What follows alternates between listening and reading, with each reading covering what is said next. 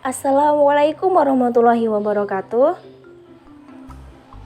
Kami dari kelompok 8 di mata kuliah Filsafat Pendidikan yang diampu oleh Ibu Novica Andriati, MPDI. Sebelumnya, perkenalkan anggota kelompok kami. Ada Ahmad Hasan Nur Arifin, ada Farah Adiba, ada Khuratul Ayuni, dan juga ada Malik Yazid Pradana. Kali ini, kami akan membahas tentang pemikiran Ki Hajar Dewantara. Karena beliau dianggap sangat berjasa bagi kemajuan pendidikan Indonesia. Kontribusi Ki Hajar Dewantara terhadap Indonesia bukan presentasi jempol belaka. Ingin tahu penjelasan lebih lanjut tentang pemikiran pendidikan Ki Hajar Dewantara? Simak dengan baik ya. Ki Hajar Dewantara. Ki Hajar Dewantara adalah Bapak Pendidikan, Menteri Pendidikan dan Kebudayaan pertama Indonesia. Ia mendirikan sebuah sekolah bernama Perguruan Nasional Taman Siswa, atau bisa disebut juga dengan Taman Siswa. Tanggal kelahirannya diperingati sebagai Hari Pendidikan Nasional untuk menghormati jasa-jasa di bidang pendidikan. Untuk selanjutnya yaitu munculnya pemikiran politik, yaitu kemajuan dan kesetaraan. Nah, menurut Ki Hajar Dewantara, salah satu bagian penting politik kolonial yang dipertahankan di koloni adalah politik diskriminasi, yaitu yang mana membedakan kedudukan dan peran antara penjajah dan terjajah. Nah, diskriminasi itu dipertahankan untuk mendukung kedudukan dan peran sosial politik kolonial yang menghegemoni semua bidang kehidupan kolonial. Nah, yang dimaksud dengan pemikiran politiknya adalah usaha beliau untuk mendapatkan sesuatu yang oleh pemerintah kolonial dipertahankan. Oleh karena itu, pemikiran politik beliau dilakukan dengan multifaset. Bukan hanya bidang politik terus, tetapi juga sosial dan kultural. Nah, dari latar belakang kehidupan sosial politik inilah pikirannya jauh ke depan, yaitu bagaimana orang-orang Bumi Putra yang terpinggirkan ini mendapat kesempatan untuk mendapatkan kesetaraan secara sosial politik dalam masyarakat kolonial. Nah, sebagai contoh adalah Pangeran Aryo Notodirojo, putra Pakualam V, melakukan pembaruan di lingkungan Pakualaman dan disebut salah satu seorang pelopor Penggerakan Nasional Jawa. Sebagai kelanjutan perjuangan keluarga Pakualaman adalah perjuangan di bidang pendidikan pada umumnya. Berawal dari itu semua, maka lahirlah organisasi yang melibatkan Ki Hajar Dewantara beserta para pejuang lain seperti Budi Utomo dan Indis Partij, yang di dalamnya lahir sebutan 3 serangkai. Nah, secara umum tentunya hal itu memberikan inspirasi, semangat, dan pendewasaan nasionalisme, cinta tanah air, dan perjuangan kemerdekaan yang memperjuangkan untuk mendapatkan persamaan dan anti-diskriminasi dalam masyarakat kolonial, baik sosial, ekonomi, maupun politik. Nah, lahirnya Taman Siswa, Kongres Pemuda 1 dan 2, dan Ikrar Sumpah Pemuda juga dari upaya perjuangan beliau. Nah, dari yang selanjutnya yaitu dari politik ke pendidikan.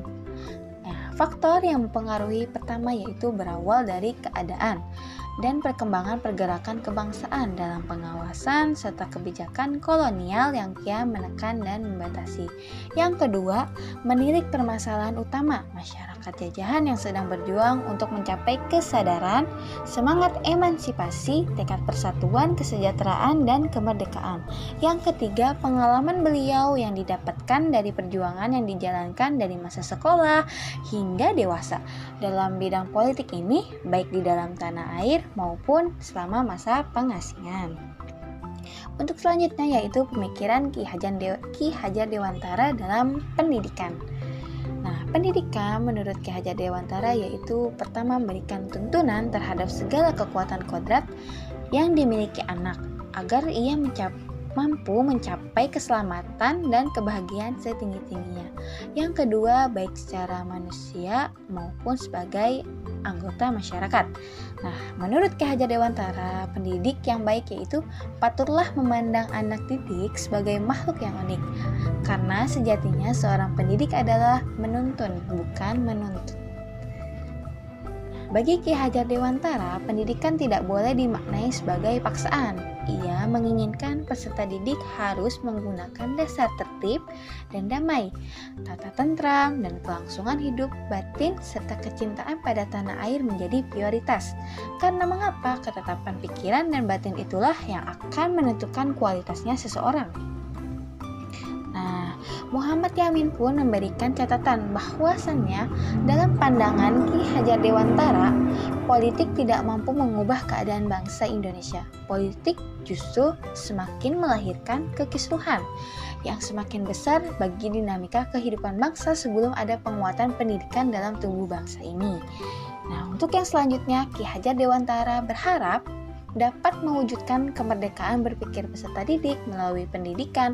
Pada saatnya, pendidikan akan membawa peserta didik pada kemerdekaan yang lebih utuh. Maka, pendidikan adalah bagian integral dari proses memerdekakan Indonesia.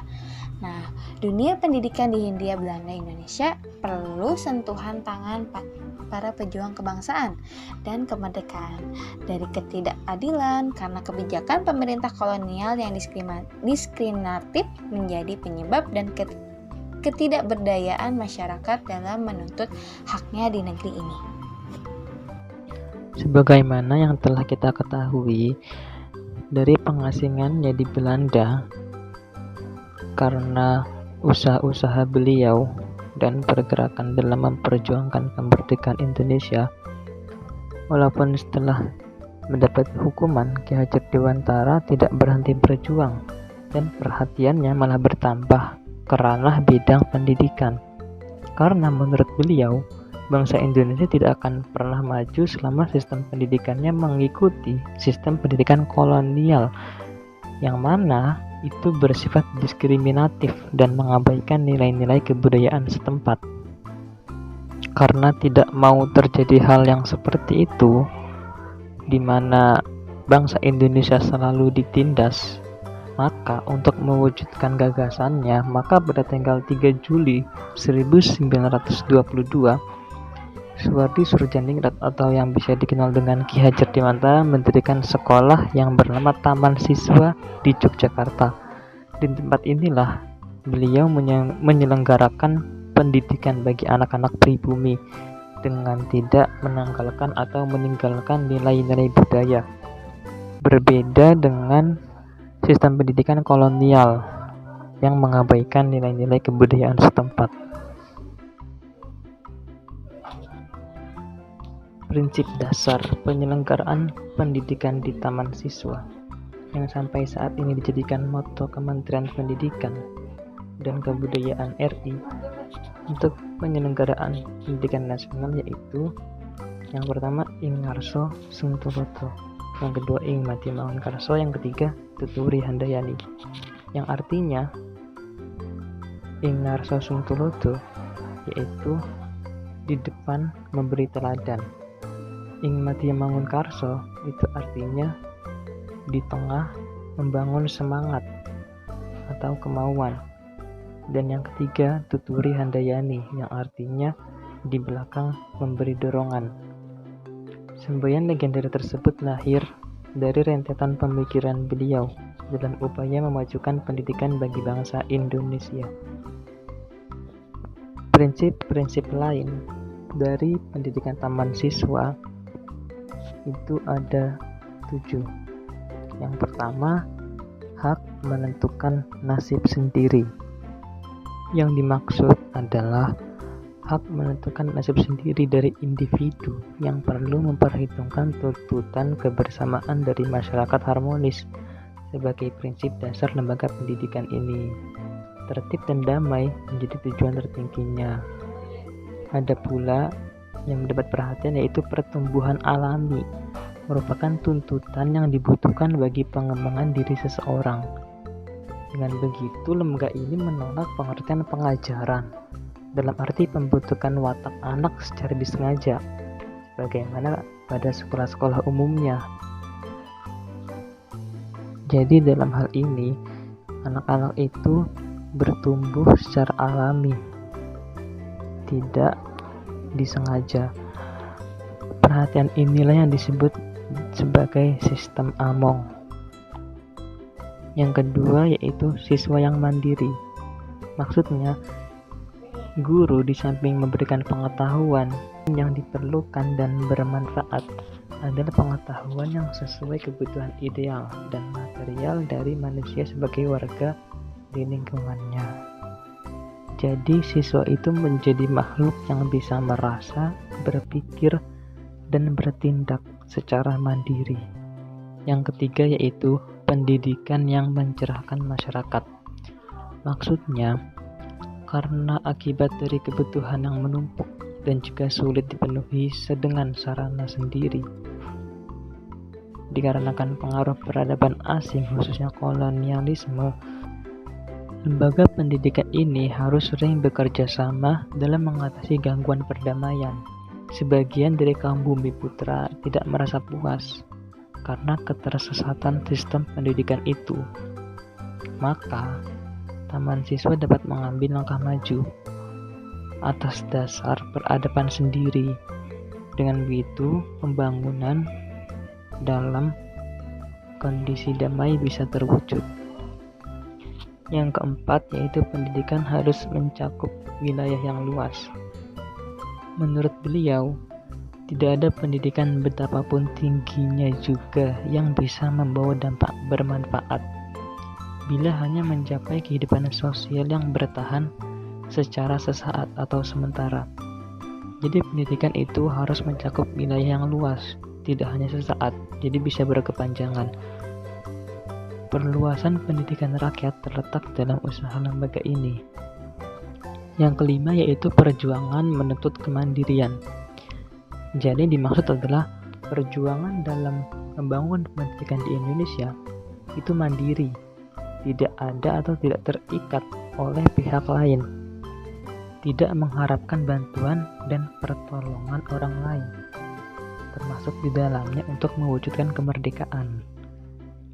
Jadi, taman siswa ingin bebas dari ikatan yang menindas dan tradisi yang menekan, serta tumbuh dalam kekuatan dan kesadaran secara mandiri dari kaum Bumi Putra.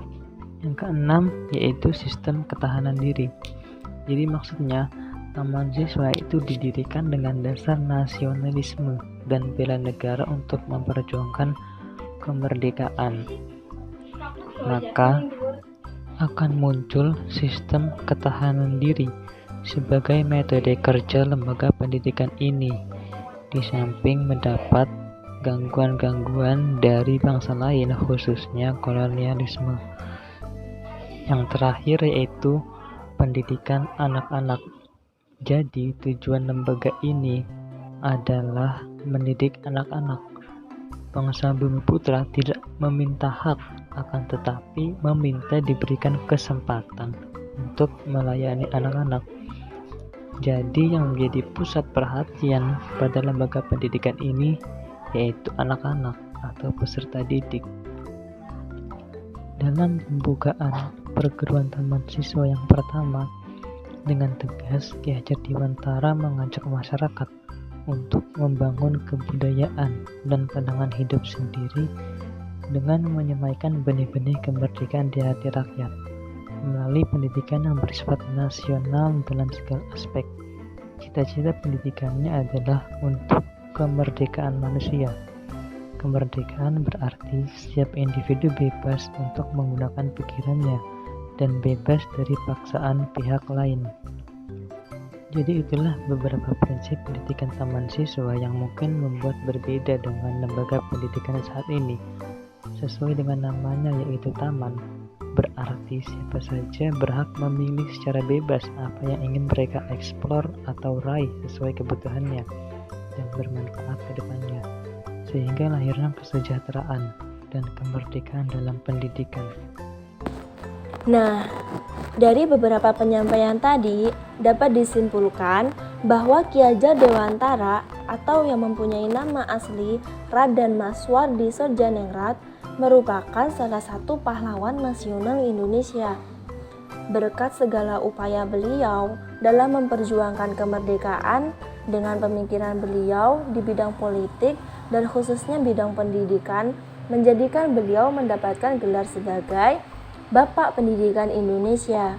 Pemikiran beliau dalam bidang politik, yaitu kemajuan dan kesetaraan, menggugah semangat perjuangan nasionalisme di jagat Nusantara. Selain itu, pemikiran beliau dalam pendidikan yang mengedepankan kesejahteraan, semangat emansipasi, dan kemerdekaan dalam pendidikan mengangkat harkat dan martabat negara dan bangsa Indonesia. Thanks. Cukup dari kami, semoga ilmu yang didapat bermanfaat. Terima kasih atas perhatiannya. Mohon maaf apabila masih banyak salah, baik dalam bertutur kata maupun penyampaiannya. Sekian dari kami. Wassalamualaikum warahmatullahi wabarakatuh.